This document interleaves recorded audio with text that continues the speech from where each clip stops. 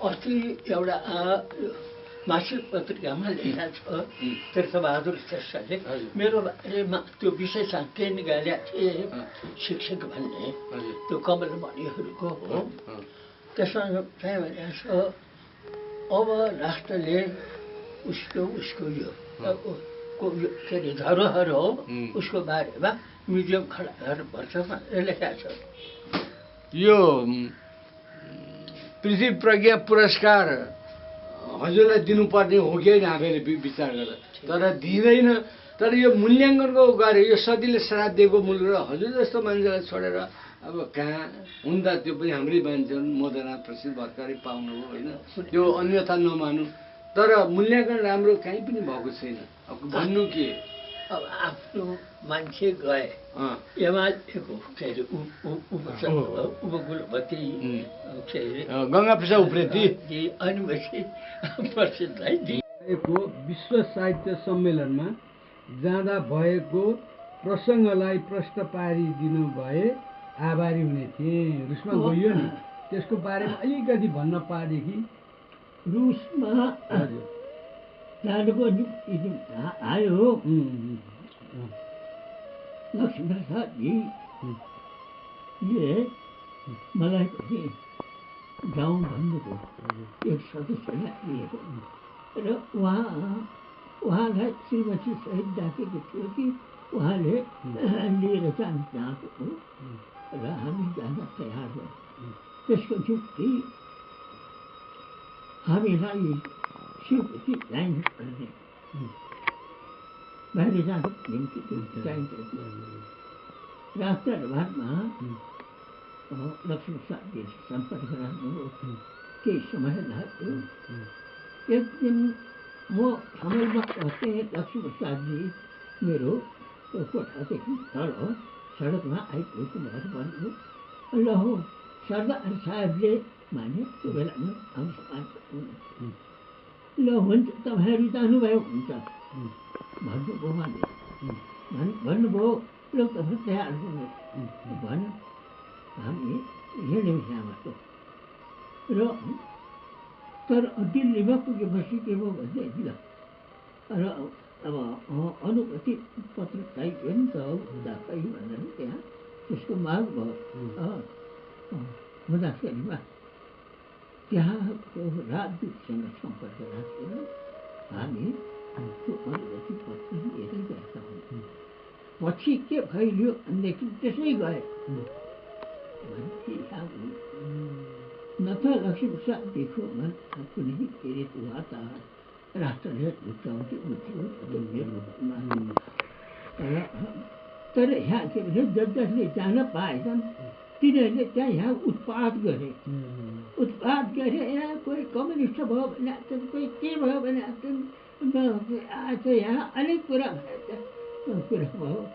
तर लक्ष्मीप्रसादजीले उहाँ गएर नेपालको नाम धेरै ठुलो रूपमा उहाँ उचार्नु के अरे ताक्षेनमा दोस्रो उहाँको वक्तव्य थियो। त्यो वक्तव्य सुनेपछि सब मान्छे के अरे फोटो यस्तो भयो। ठुलो ठुलो नाम कमाउनु भयो। त्यो कुरा बिर्सियो। यहाँ चाहिँ बदनामी उल्टो फुल्टो लगाउने यहाँ पुस्तकहरू चल्यो।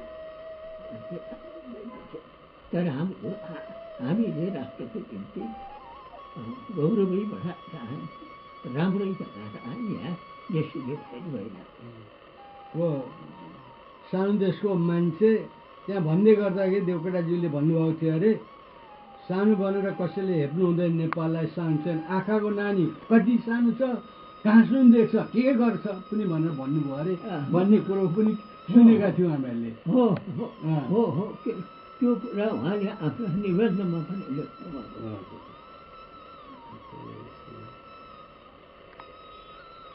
यो हजुरका कृतिहरू त निस्के, ती कृतिहरूको विशेषताबारे केही बताउन सकिन्छ? यो कृतिहरू त निस्के, विशिष्टता ती कृतिहरूमा के विशिष्टता छ? मेरो कृतिहरू हजुरका त्यसको निम्ति तपाईँले एक मिनट समय लिनुपर्छ। तर दुःख मसँग होइन समाजको दुःख विषयमा त्यो पनि गरौँ है, केही छैन। अब एउटा कुरा, देवकोटाको मृत्युको प्रसङ्गको तितो कुरा केही छ? देवकोटाको मृत्युको प्रसङ्गमा तितो कुरा, राम्रा त भए नमिठो कुरा मृत्युको प्रसङ्गमा होइन तितो कुरा भने तितो कुरा, केही तितो कुरा प्रसङ्गमा होइन। जस्तो देवकोटामा महाकवि थिए त्यस्तै व्यक्तिगत किसिमले पनि महान व्यक्ति थिए। त्यस्तो महान व्यक्ति पाउनु दुर्लभ छ।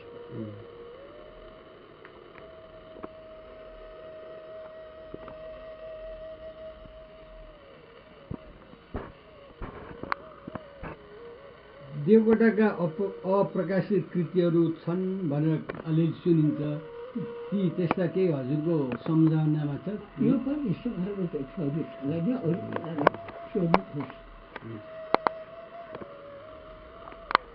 लेखनाथले नेपाली साहित्यमा कस्तो किसिमको योगदान दिएर गएका छन्? लेखनाथले नेपाली साहित्यमा कस्तो किसिमको योगदान दिएर गएका छन्? के आध्यात्मिक सत्यलाई पूर्ण रूपमा मान्न सकिन्छ वा सकिँदैन? लेखनाथजीले दुईटा काम गर्छन्। एउटा चाहिँ परिष्कृत भाषामा आफ्ना कविता उहाँले लेख्छन्। अर्को कविता भनेको सौन्दर्य नभए पनि कविता हुन्छ भन्ने खालको थियो। र काव्यात्मकताको कविता वास्तविक कविता हुन्छ। त्यस्तो कविताको प्रारम्भ पनि मेरो विचारमा देवकोटाजीले नै गर्नुभयो। जस्तो पृथ्वीको दिव्य सौन्दर्य न असार पट्ट भई कोटी बाहेर रेस्क्यो कि पुष्पका रूपमा कति राम्रो।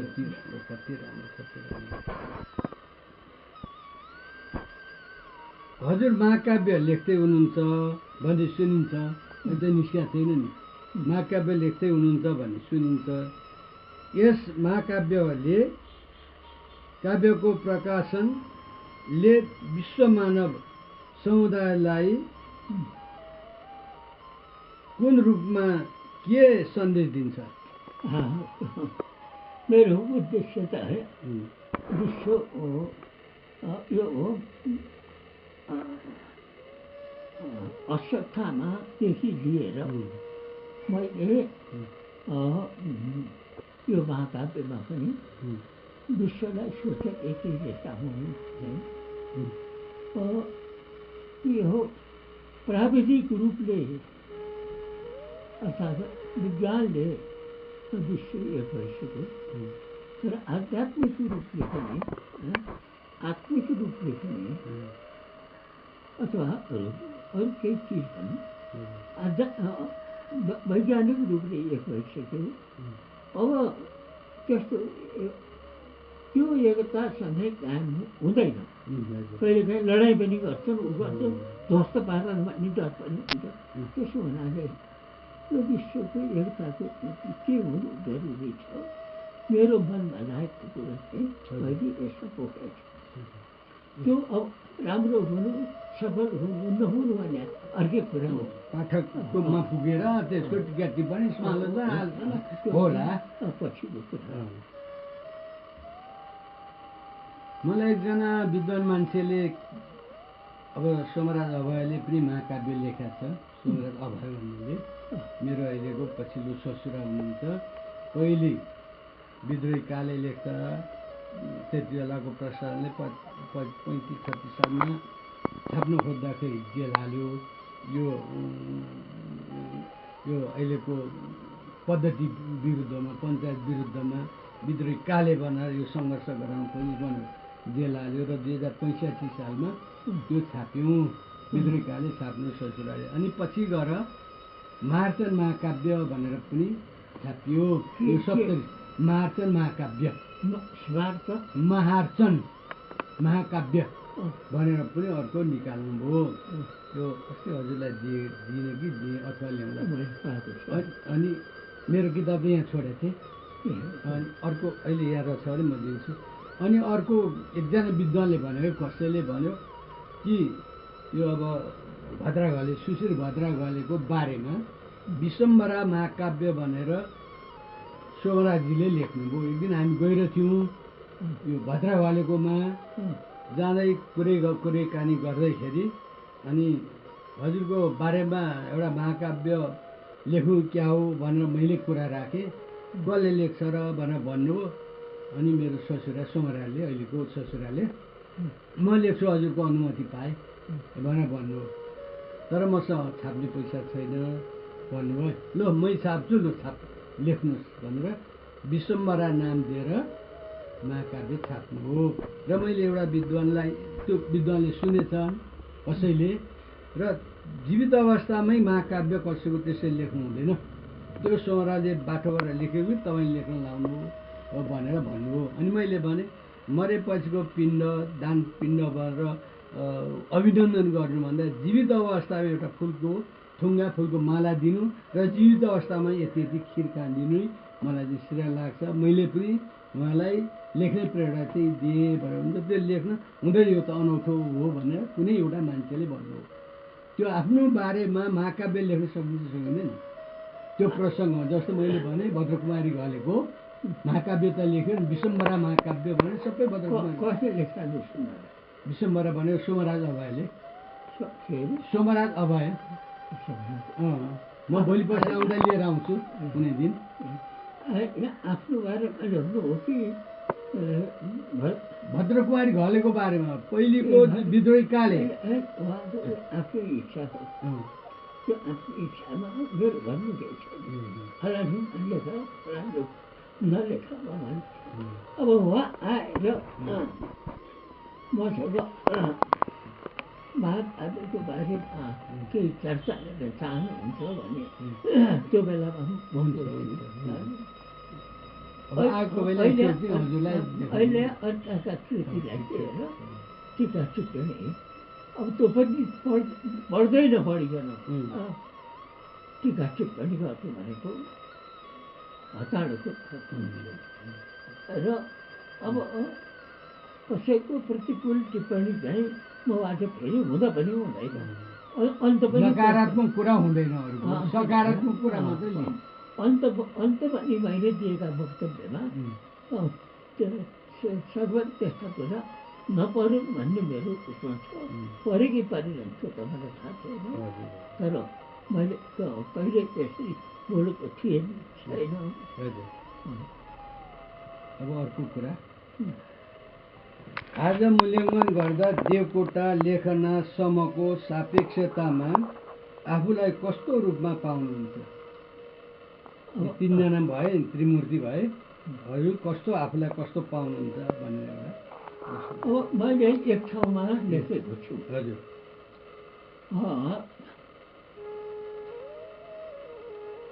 लेखनाथ बसन्त कोकिलो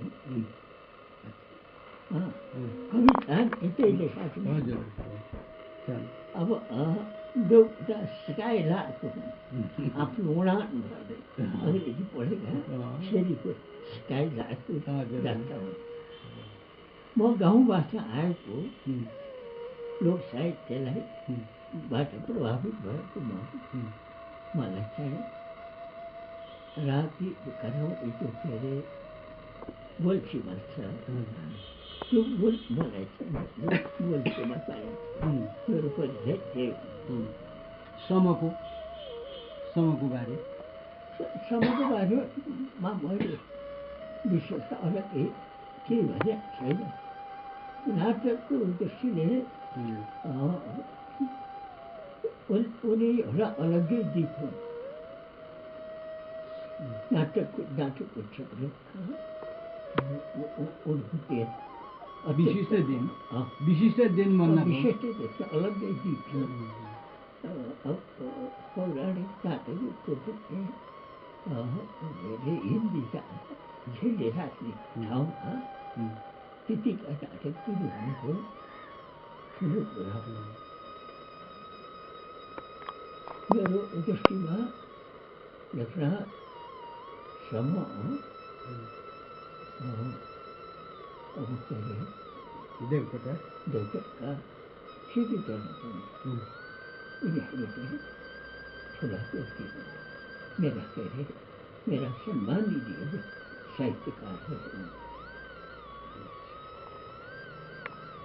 अब अर्को एउटा छ पृथ्वी प्रज्ञा पुरस्कारको सन्दर्भमा केही बताइदिनुहुन्छ कि अस्ति पनि अलिअलि त कुरा उठ्यो होइन पृथ्वी प्रज्ञा पुरस्कार अब पाउनेले पाए होइन त्यसबारेमा केही बताइदिनुहुन्छ कि त्यसबारेमा अब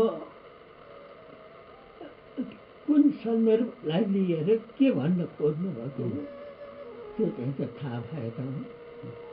तर के कुरा भने पुरस्कार मैले पाउनुपर्छ भनेर पाइने चिज हो र दिनेले पनि यो मेरो मान्छे हो यसलाई दिनुपर्छ भनेर दिने कुरा पनि होइन।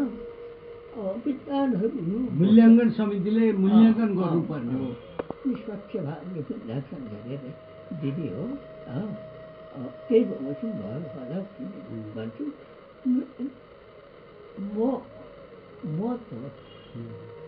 म किन सन्तुष्ट हुनुपर्छ भने मलाई त राष्ट्रकवि बनाइसक्यो।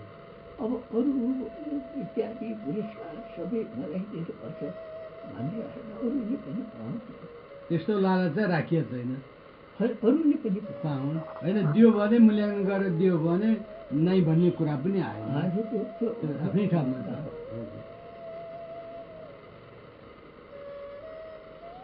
यो हजुरको जुन आफूले लेखेको चाहिँ पछिल्लो कृतिको नाम सन्दर्भमा प्रकाश पारिदिनु हुन आग्रह गर्छु। पछिल्लो जुन महाकाव्य भनेर छ त्यसलाई अलिकति संक्षेपमा अघि भनिहालेँ हजुर विश्व सन्दर्भमा लेखिएको हो।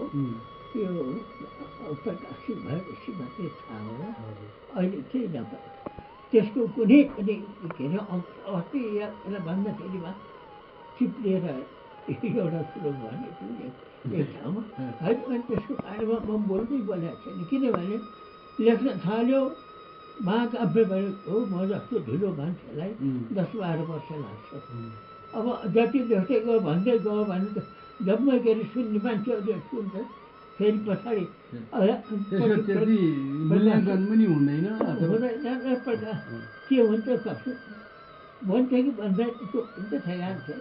बनिसकेपछि बाहिर आएपछि आफैले थाहा पाउनु होला। अहिले केही नभनौँ थोरै भन्नु सक्छु भन्नु धेरै असक्यो आवश्यक। अब एउटै मात्रै बाँकी अब त्रिमूर्तिमा लेखनाथ देवकोटा र समूह त्रिमूर्ति निकेतन भनेर त्यहाँ छ एयरपोर्टको छेउमा त्यो नयाँ प्रकाशनले चलाइरहेको छ। अब नारी त्रिमूर्ति भन्दा कसलाई चाहिँ लिन सकिन्छ होला यसो विचार गर्दा नारी त्रिमूर्ति नारी भनेर त्यो अहिले पनि घोषणा गर्न लाग्दैछन् अरे जसले ती त्रिमूर्ति राखे हजुर तिनैलाई सोध्नुहोस् हो। पुरुष त्रिमूर्ति पुरुष साहित्यकार जसले राखे त्रिमूर्ति अब नारी साहित्यकार त्रिमूर्ति पनि को राख्ने भनेर तिनैसँग सोध्नुहोस्। हजुर उमेरले 95 वर्ष 96 होइन अहिले 96 लाग्यो ए प्रश्न चाहिँ हजुर उमेरले 78 कि कक्षालाई हाम्रो चाहिँ 15-16 वर्ष उकालो ए होस् उमेरले 95 वर्षको वर्ष पुगिसक्नुभयो। दीर्घ जीवनको सन्दर्भमा भिक्षुको सन्दर्भमा केही बताइदिनुहुन्छ कि खास गरेर सावित्री बजेको खास गरेर सावित्री बजेको भिक्षुको श्रीमती होइन सावित्री बजे भिक्षुकको सन्दर्भमा केही बताइदिनुहुन्छ कि खास गरेर सावित्री बजेको भिक्षुको त्यो भएन भने यति भिक्षुको मात्रै भन्नु त भिक्षुको बारेमा केही बताइदिनु छोटो। मलाई त्यो थाहा छैन नि को भिक्षु तपाईँ होइन भिक्षुको सावित्री भिक्षुको सावित्री मलाई केही थाहा छैन हो थाहा छैन अनि के अरे पहिलो प्रश्न के हो हजुर त्यही त दीर्घ जीवनको सन्दर्भमा भिक्षुको सन्दर्भमा सन्दर्भमा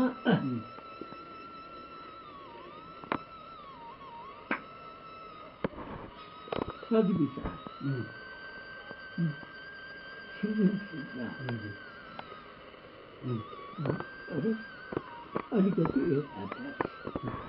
यति हृदयदेखि भइसक्यो सृजनशीलतामा मैले कवितामा सधैँ अरू कुरा चाहिँ भित्री पनि बाहिर कसैले थाहा पाउने कुरा त्यसो भिक्षुको बारेमा छोडिदिउँ कुरा भिक्षुको बारेमा भवानी भिक्षु हो अर्काको व्यक्तिगत जीवनतिर म केही लाग्दिनँ भन्ने मेरो बानी छैन र नाम चाहिँ सुन्या हो विशेष केही थाहा छैन।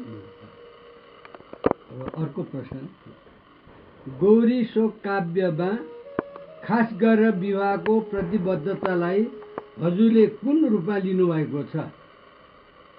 गौरी शोक काव्यमा खास गरेर विवाहको प्रतिबद्धतालाई हजुरले कुन रूपमा लिनुभएको छ?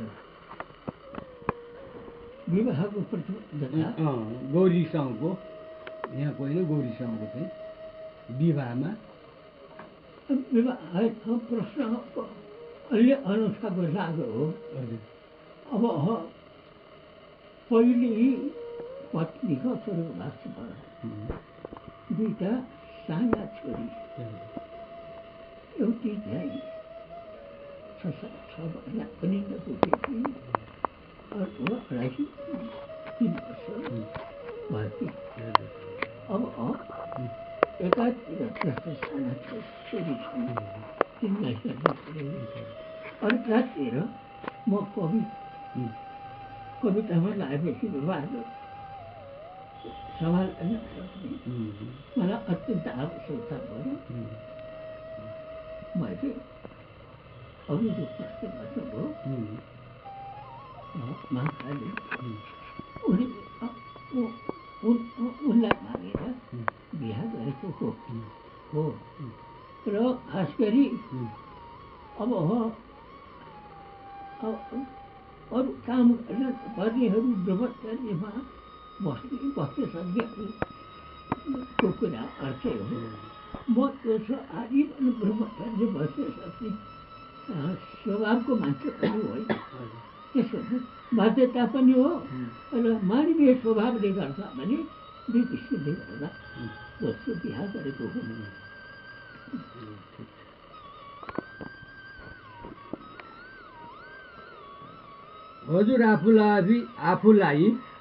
हजुरले आफूलाई आफूभित्रैबाट आत्मिक मूल्याङ्कन गर्दा कसरी पाउनुहुन्छ?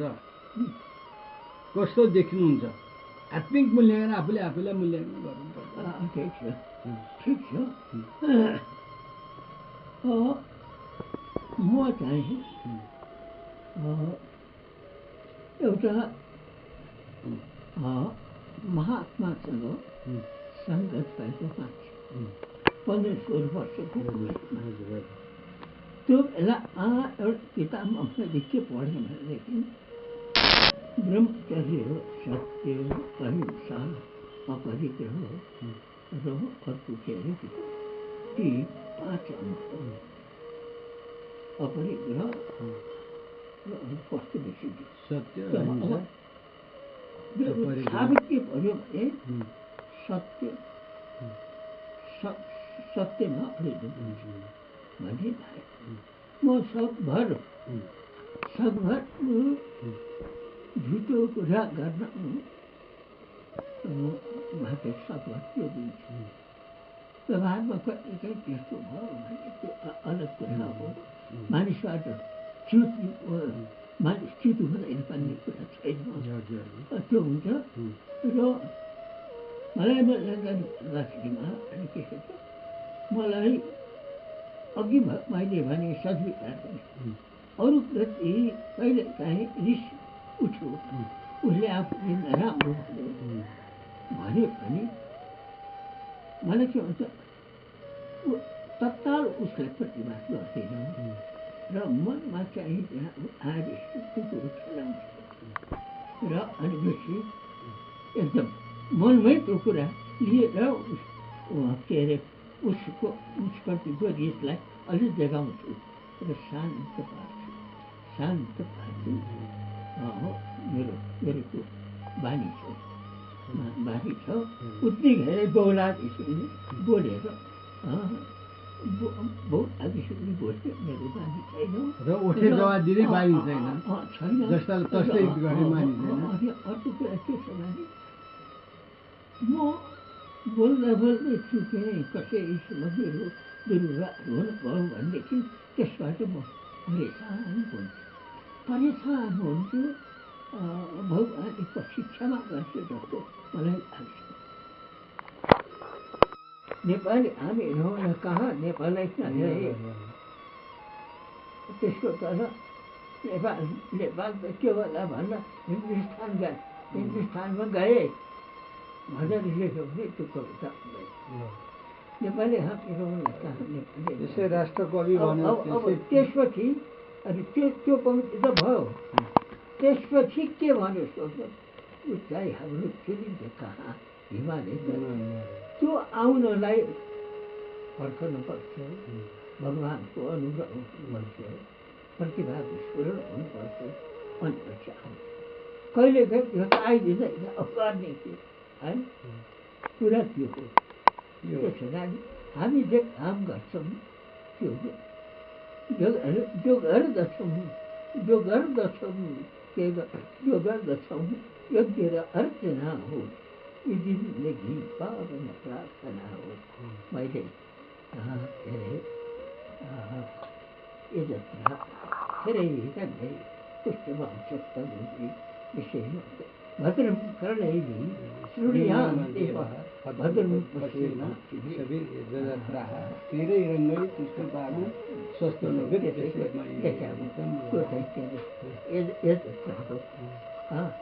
योग्य के अरे जे गर्दछौँ योग्य र अर्चना हो यो जिन्दगी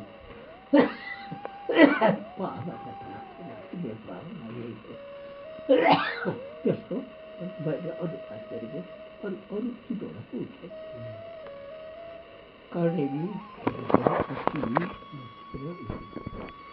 त्यसको अन्तर्गत कल्ले जीवन योजनावादी कल्ले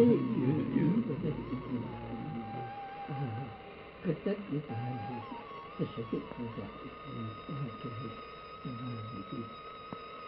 कृतज्ञताले उसपछि म कृतज्ञ हौँ भनेको कृतज्ञताले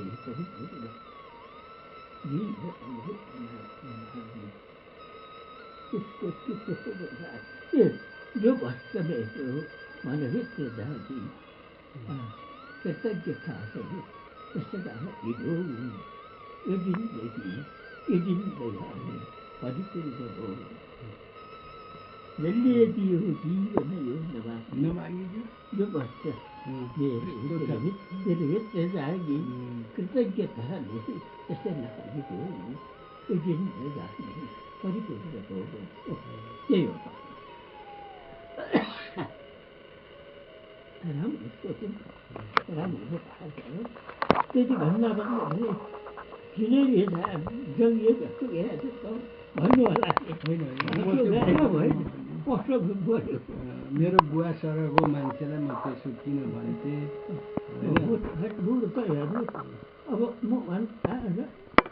म आफै छक्क भइरहेको छु 84 पुगेर देखेँ अब सक्यो हो अब जानुपर्छ यति पनि धेरै त बाँच्यो भने मान्छे आज 11 वर्ष बढी बाँकी र यो हुँदाहुँदै मलाई चाहिँ लागेको शतवार्षिकी भन्छ नि त्यो पनि फेरि मनाउन हामी पाउँदा यस्तै सुस्वास्थ्य रहोस् हजुरको सुस्वास्थ्य हो रोग त्यति नलागोस् 100 वर्ष चाहिँ मनाउन पाइयोस् राष्ट्रकविको मेरो चाहिँ यही चाहना इच्छा अभिलाषा राखेको छु। तपाईँको संवादमा को यस्तो बोली मैले पहिले पनि सुनेको छु। तपाईँको 84 वर्ष हुनुपर्छ। हामी के अरे चढेर पनि के अरे बसमा चढेर पनि आउँछौँ भनेर भन्नुभयो। सम्झना हजुरको कस्तो शब्द भनेको थिएँ 84 पनि मनाएर 100 पनि मनाउने भन्नुभएको थियो। अहिले चाहिँ त्यो पनि राम्रो कुरा तपाईँको सबै 100 पुगेपछि अनि 120 पछि भनेर फेरि पढाउँला। अब बिच्छुले भित्रको बाहिर सोध्नु थाल्यो। दुईटा कोठरी छन्, एउटा विज्ञानको कोठो, अर्को चाहिँ के अरे अध्यात्म। माने हाम्रो मगजले त्यस्तै बनाएको छ। हामी बुद्धि पक्ष पनि छ, हृदय पक्ष पनि छ। हामीलाई विज्ञान पनि चाहिन्छ, अध्यात्म पनि चाहिन्छ। त्यसै हुनाले ईशावास्योपनिषदमा के भनेको छ भनेदेखि यो ज्ञानको मात्रै कुरा गर्छन्, तिनीहरू पनि अन्धकारमा हुन्। किन अब अर्को पाठो हुने देखाउने र जो अज्ञानको मात्रै कुरा गर्छन् तिनीहरू पनि अज्ञान के अरे अब के अरे जो अज्ञानमा छन् तिनीहरू चाहिँ अन्धकारमा छन्। जो ज्ञानमा छु भन्छन् नि, ज्ञान प्राप्त नगरिकन भन्छन् नि, तिनीहरू मानव झन् अन्धकारको दुवै कुरा जसले जान्दछ त्यसले ठिक गर्छ।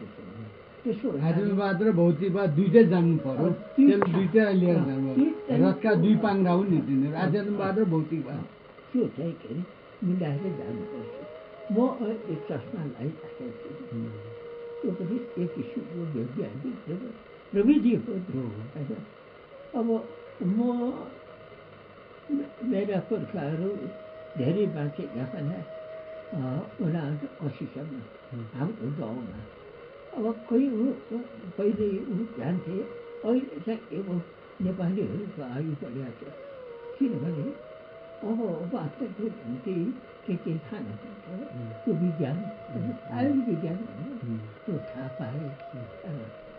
अब के अरे विद्या के अरे अविद्याप्रति त्यो अविद्यालाई अल्पज्ञान विज्ञानले कुरा चाहन्छ भने त्यही हो। त यी दुवै कुरा चाहिन्छ, दुवै कुरा चाहिन्छ। र पुरुष र प्रकृति भने जस्तै विज्ञान र भौतिकवाद र आध्यात्मवाद दुइटै चाहिन्छ।